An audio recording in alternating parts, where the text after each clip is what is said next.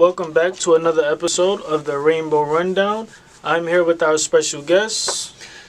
Hello, good afternoon, everybody. Rainbow Rundown. I'm Karl with a K, not a C or a J. That's the little way I introduce myself. It's a little corny joke, a little rhyme.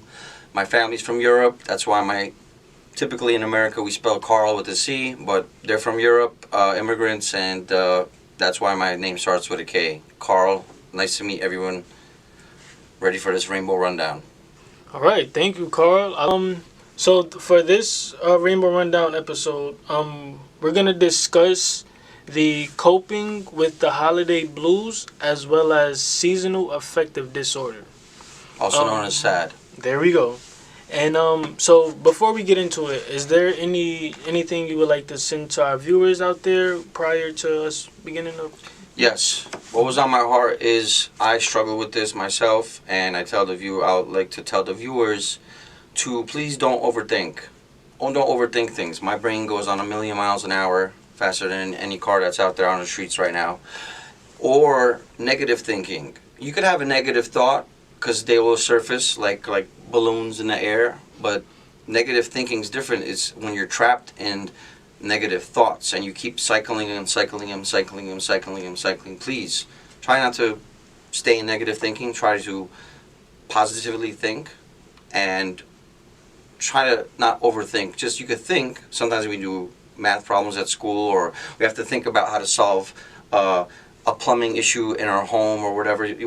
But if you are walking through a park, there's no point of thinking about what you got to do on Saturday if it's a Tuesday. That's my message. And we pay so much attention to the future that we kind of neglect the present, and kind of just living in the moment. Sometimes it's great. It's great. So, Karl, correct. Thank you so much for that. Thank you. And we're gonna jump right into it. So, we have coping with seasonal affective disorder and winter blues. So, for our first question, what actually happens in our brains and bodies when daylight decreases, and why does it affect some people more than others? Well, what happens with the science of the sun, I've learned this reading many books, speaking to many doctors, is just the sun on our skin. If you ever played as a kid, you remember, or as an adult, going to the beach, going out to the park, getting a lot of sun on your skin that day. In the lighter seasons, we're talking about the winter season now, but in the spring or summer, you come back inside. I call it this sun rush, this sun buzz. You get the sun has a way of releasing positive chemicals in our brain. To get to dopamine, serotonin, epinephrine, to get scientifical, but it doesn't matter. The happy chemicals, I call them. So, and even when you're on the beach or just walking about anywhere, the sun's hitting the earth and reflecting into your eyeballs, our eyeballs. So we're actually taking in the sunlight through our eyes into our brain as well. And this increases a more joyful, a more cheerful mood. So when we're going through, even let's say in the summer or spring, a bunch of cloudy days, day in, day out, that may kind of lower our moods. All right. Well, that is great information. Thank you so much for sharing that. Yes. I'm pretty sure our viewers definitely will be able to use that as well. Correct. They're going to leave this podcast with a lot of new information that if they didn't know, then they'll be well aware of it now. Next question would be, how can someone build a realistic winter wellness routine if they don't have access to therapy or special equipment? Another good one. I would suggest using another valuable resource, a very valuable resource. Jalika and myself spoke about it yesterday, oxygen. Try any form of breathing exercises to combat the depression that the winter blues will let's say, the winter blues will cause, will initiate, will start making you sad, seasonal affective disorder. So there's go online right now. There's a million apps. I do square breathing, one of them, where you inhale for 4 seconds, hold it for 4 seconds, release for 4 seconds. That's the box breathing, they call it also. Square breathing. Or I just do a simple one where I inhale the balloon, I call it breathing, where I inhale slowly until the balloon fills up, which is your lungs. You stop there, you don't have to hold it, and then you just decrease slowly. You decrease the balloon until your lungs can no longer exhale or, give out air. Breathing exercises to combat without any money. It's free. Oxygen is free, just like sunlight is free. Yes. That's I my agree. answer. So, who introduced the square breathing technique to you? I learned it going through several therapeutical programs. I had and still have there's no cure for anyone suffering from substance abuse disorder. It's called S.A.D.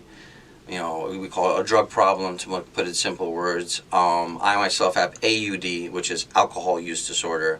I am a recovering alcoholic, and through the many programs I've went through, in one of the counselors or therapists or whatever you want to call it, were helping us with coping mechanisms to combat going back into our addiction or going back into our drug or alcohol use. So that's where I learned square breathing. Oh, well, thank you for sharing. I was just curious because that is a very good technique, and I just wanted to know the origin of it. So I appreciate you for sharing that with me. Okay. Right? That was a good question. Yeah. Karl, how can someone create a sense of connection even when spending the holidays physically alone?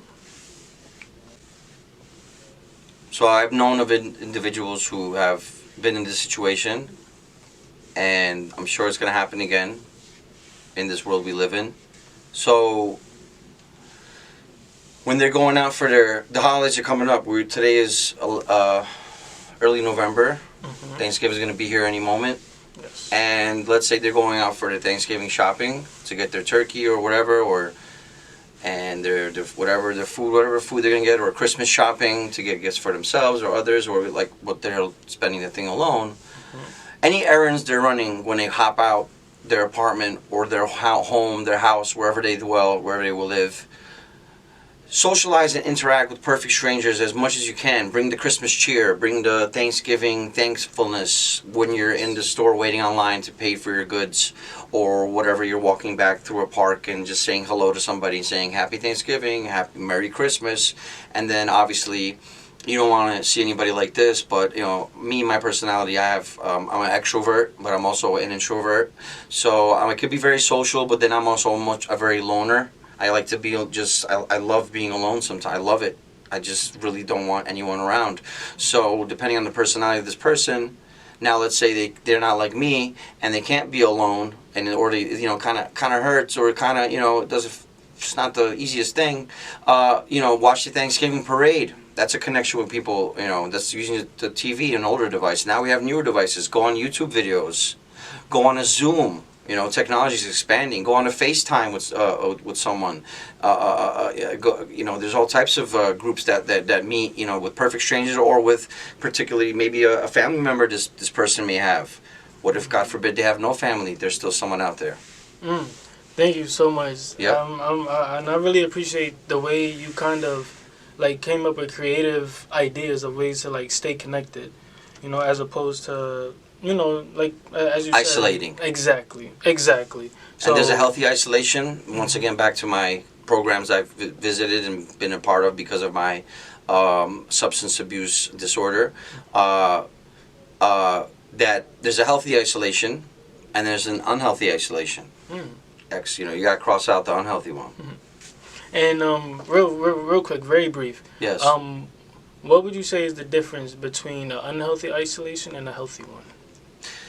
A healthy one is when we used to go out not camping, but there was a place where we rented out summer cabins when I was a man or a child, and go into the woods and sunbathe, in my swimming trunks where no one could see me. I'm in the woods. I'm just in my little swimming trunks because we had a swimming pool once I come back to this property with the summer cabins, and then I take a dip in a pool and just lay out a beach towel in the middle of the woods somewhere no one's around. You just hear the birds singing, and I read a book, or I just sunbathe. Back to this topic of the sun. So, and an unhealthy one is when I was in these programs, rehabs, outpatients, you name it. The counselors will catch someone in the middle of where they could possibly relapse, which means go out and start using again. And going into active addiction. Yes. And the counselor could pick up that this person is not really sitting in a group, and they're not participating, or they're constantly in their room. If I was an inpatient and everyone has their little space, their bunk bed, or every rehab is set up different, and that's in form of unhealthy isolation when you are avoiding people, whether it's literally in a crowd, or you're walking down, you see a counselor, you see another patient or client, and you walk the other way because you just want to have anything to do with anyone. That's unhealthy isolation. Thank you. Honestly, I do agree. There definitely is a difference. The healthy isolation, sometimes a reset is needed, and I don't know about anybody else, but I know me personally, I have like a social battery. And sometimes, I love to be around people and everything, but sometimes my social battery will die. And, sometimes I just have to recharge. Just take some time for myself and things like that. So, I love that term. I'm going to use that. Yeah. Social battery. Yeah. I like that. Yeah. Yeah. That's a great figure of speech. Thank you. All right. How can we set healthy boundaries with technology while staying connected? While still staying connected, I'm sorry. While still staying connected. That's a great question. I'll give a quick example. I was, back to my story as someone in recovery from alcohol use. Being a recovering alcoholic, there's nothing, there's a big stigma, but they're doing the stigma march soon about addiction. There's anyone out there who's listening, there's no shame in that. And having a problem with a substance, or even shopping, whatever your addiction, gambling. But anyway, I came back from an upstate program called St. Christopher's, where they lock up your phone for 5 months. I was up there for 5 months. You could be up there anytime. I don't want to get into too much detail, but when I finally was admitted to a program that's affiliated with Upper Manhattan Mental Health Center, which is Rainbow Clubhouses also. Shout out to all you guys. It's called RAIBOW House. I was there for a year. We go down from upstate to downstate to a sober house or halfway house, and it's 2 to a room. Beautiful, beautiful building, beautiful facility. As soon as we unpack our stuff, and obviously we get our phones back. The whole ride down from upstate to down to Spanish Harlem, to the sober house, my roommate just turns his phone on right away and just right into his phone. I took 2 to 3 days to turn my phone back on because I felt being out in the country. If you wanted to ask someone where they're from, we had to literally pull out a map and point at where they were from on a New York, let's say, state map if you're from New York. And you had to go old school. There was no access to your phone, no access to, there's a computer lab, but there was very limited. Oh, wow. And that's the way it was my, and now that I'm not in any program, I'm out free and about. And I do my own phone detoxes where if I'm or when I'm eating, for example, I won't watch TV, and I call it an eating meditation, and I'm detoxing from the TV or being on my phone while I'm eating. Wow. So I call it eating meditation, and all you're focusing on is just your food and sticking the fork or the spoon in the soup and sipping the broth, and it's a way of detoxing or setting boundaries with technology, or with your friend on the phone or FaceTime, lingering a little bit too long when you have something else to do. Yes. So that's my word. Or you're a video game person. I tell my younger brother, take care of all your chores or your responsibilities and set a time of when you're going to play your video games from 8 to 10, because he'll won't take care of what he has to take care of, and then he'll play his video games for 4 or 5 hours. Then he realizes, oh, mamma mia, I got all these other things to take care of. That's my answer. That was amazing. That was amazing. Yeah, and thank you. A detox, like you said, is very well needed. Very well needed every now and then. I definitely agree with that. And the way you go about it, and the way you eat, and you kind of take a break from it and everything is, And guess what? When you return to it, these are not my words, but the words of a celebrity, you appreciate it that much more. So if I'm out and about and I have nothing to do, even if I'm not working, I'm currently unemployed, but I'll go out and stay busy, walk in the parks, be outside, come here to Rainbow Clubhouse, whatever. And then I have a long day of like I went to work or I went to school, and I sit down after a long day of being out and about. I appreciate that TV time, sitting there on the couch so much more, or just being on my phone and looking at whatever I'm looking at, YouTube, or that much more after the detox or the boundary being set. Thank you. Yeah, it's not because taking that nice little break, like you said, you appreciate it more. Yes. You definitely appreciate it more. And all right, and we're gonna move on to the next question, which is, how do you personally find peace or purpose in slower/quieter times? That depends on you. Mm. How do I find it? Mm-hmm. How I love it. I love it when. Currently, I'm living with my relatives. It's the four of us, and I love it when they all. Let's say there's certain days they all go to sleep, the three of them, and it's just the four of us. I live with them, and I'm the only one still up, and that peace, that quiet in the house, and back to the devices or technology, or just quiet in the house, and me watching something quietly, a movie or something on YouTube. I was just or I'm reading a book, or I'm just sitting there staring out the window or looking at the ceiling. That gives me so much healing. That's my answer. Oh, that was great. That was great. Mm-hmm. So, thank you for the last section. We knocked it out of the park. Next section we have here it'll be a little heavy. It's going to be family, grief, and emotional triggers. So, first question would be, how can someone honor loved ones who have passed without feeling overwhelmed by sadness?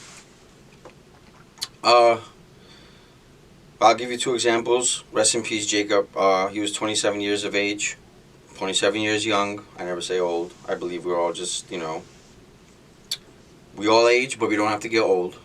So I say 27 years young. Yes.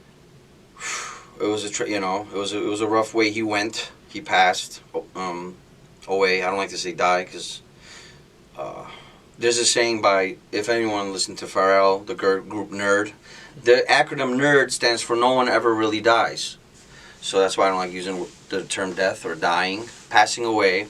Mm-hmm. We had his wake, obviously, and then the next day the funeral, and then after the funeral, everyone, the whole community that knew him, and you name it, young, old, parents to kids, and everyone in between, we went out to some amazing restaurant, and we all had good food, and fellowshipped and socialized, and just ate, and just were happy, nice. Even though we just, said goodbye to one of our friends. And another example is my friend and I used to volunteer to help my recovery, to help me from hitting the streets again and using drugs or alcohol, mainly alcohol, but it doesn't matter. And his name was Pastor Tom. They call him the disaster pastor, and me and this individual would help volunteer with him and go, let's say, if there's a storm and some person couldn't take care of the tree branch, and someone who didn't know how to work a chainsaw or whatever. We would chop up the tree branch that was collapsed from the storm and organize the wood. And if they had a fireplace, it'd be even better. They could utilize it for a fire. So this individual going to drop off. He's in New Jersey right now. I live in Staten Island. Obviously, Rainbow Clubhouse is located in Manhattan. And he's gonna, when he gets a chance, he's gonna come over from New Jersey into Staten Island to drop off one of Pastor Tom's shirts that he has saved for me on the side. That's a way of coping with the grief. That's a way of honoring Pastor Tom. My other friend, rest in peace, Jacob. We have a way of honoring him too in our own ways. That's what I got. Thank you. How can friends and family support those grieving during what's supposed to be a joyful season? Yeah, the holidays are always associated with joy and happiness and cheerfulness, whatever you want to call it. And on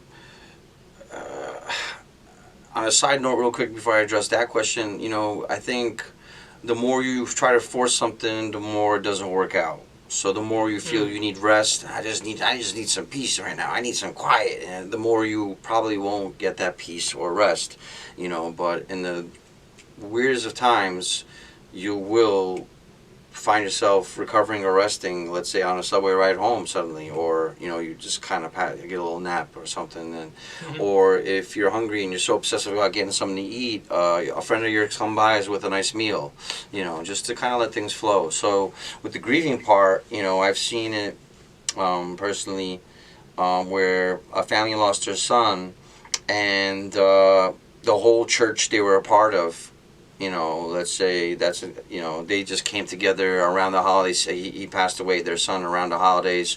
Actually, like, how sad is this? December 31st, he passed. Rest in peace, Tyler, a good friend of mine. New Year's Eve. Can you imagine that? Bringing in a new year and two parents lose a son. And the church they're a part of, when I went to his funeral, they just flooded the funeral. Like besides obviously the son's parents, the parents' friends and family, they showed up, and you should have seen the parents' face. Like wait, what are you guys doing here? You were like, how did you even know that? Half of them weren't invited, but they just. The whole, instead of half the church members coming, the whole church came and was hugging and loving on them and this and that, and I'll never forget that. So that was great support. I'm still in a good touch with his father. I remember him hugging me, and he's like, "You're my new son," and I was like, "Oh man," I was bawling out because I miss his son was my friend, and his father's like my other friend. He's just a little older, and his father's doing great. He's got his grandkid. The son who passed away left his father a grandson, and the wife, and they were going through things together. The parents of my friend, and now they're stronger. They became closer after the death of their son. Wow. The passing away of their son earlier on in an interview. I'm sorry, I don't like using the word death. Thank you. No, definitely. So, would you say during that time of, of everybody coming together, whether it was family, friends, members of the church and things like that, do you feel like a village, it really takes a village to, come together and, like spread that love and cheer and things during the holiday seasons? Exactly. Yeah. Correct. Okay. I agree. Okay. That figure of speech. It takes a village to raise a child. It also takes a village to heal, or to mend. Oof, mending. Like a broken arm in a cast, your bone heals. Yes. Yep. Support goes a long way. Support goes a very long way. Yes. All right. So we have. And there's actually specific grief counselors. That's another thing. You could, anyone looking for that who lost anyone, not even in the holiday season. There's a special. They're called grief counselors. I have a friend who does that. He used to be an EMT, an older gentleman that I'm good friends with, Mark. Shout out to Mark, and yeah. Wow. That's that's great. That's All great. right. Definitely some good information, and I'm pretty sure people would need to use. All right. Yeah. So, what is one personal story of resilience or growth that's helped you through a tough holiday season? Well, I'm a member of Rainbow Clubhouse, but I'm also a member of Resilient Clubhouse. A little joke, but I'm not joking. I'm also serious. I really value my resilience as an individual. I've went through a lot. Not that none of the listeners out there or viewers out there haven't been through their own a lot.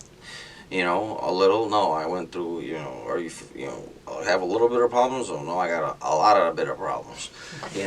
Not a little bit. I make that joke. A lot of bit of problems. And resilience to me could be translated to pushing through, or like if you had to go through thick bushes, but you got to get through the forest, and you don't have a machete, let's say, but you're resilient and just use your own body to push through a thick brush or bush.